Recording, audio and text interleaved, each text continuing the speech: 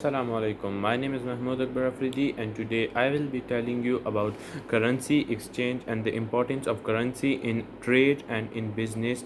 Okay, so first of all, let's start with trade. So, in trade, the first thing that matters a lot is currency, because we have always to deal with our customer in currency. It could be dollars, pounds, rupees, Indian rupees, that could be Algerian dinars, anything could be like this. So first of all, if I am having a business in Pakistan which imports things from, for example, import a specific kind of jacket from any special country, like from Morocco or somewhat, for example, it from Morocco. So if the person asks me, the dealer who imports me things from Morocco, if he asks me that you have to pay me in dollar, not in rupees, so then how will I have to pay him? So first of all, there are many ways for it. So the first and most important way, like that usually people do, is that they exchange the money, the Pakistani monies, into dollars, and then they pay them. Or even though sometimes, if the transaction isn't and sometimes what they do is that, for example, they uses apps and then they send it. So what happens that, for over here, the current in banks, in the state banks of both countries, a currency exchange will take place, and the person will have the money in dollars. Even though if he wants, he can also have that money in Moroccan rupees. I don't know about it, that whatever currency the name of it is, so he can have it in the same way. The same goes for China. Like, for example, there's a supplier of me, and I'm having a clothing branch, and that person, a specific person, is having a specific supplier, is sending me products from China.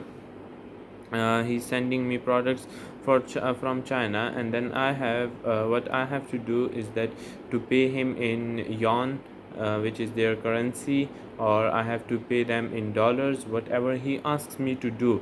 So what I will do is that I will just send his this money with the help of bank, and then automatically in the state banks of both country, the money would change to the currency, to could be dollar or anything like that, whatever they want. So it is like this.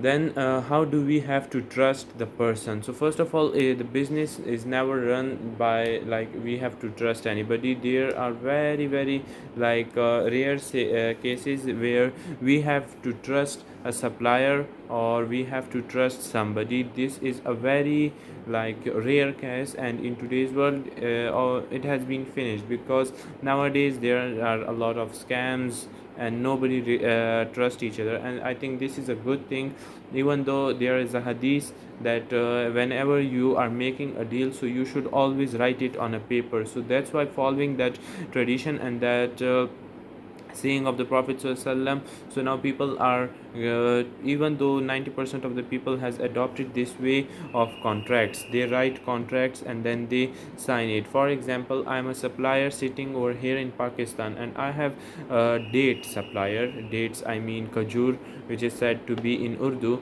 A Saudi man is supplying me that dates from Saudi to Pakistan, so I can sell it over here. And as well, he is sending me, importing me Zamzam water. So what I have to do is that I will have to pay him in riyals or something like that.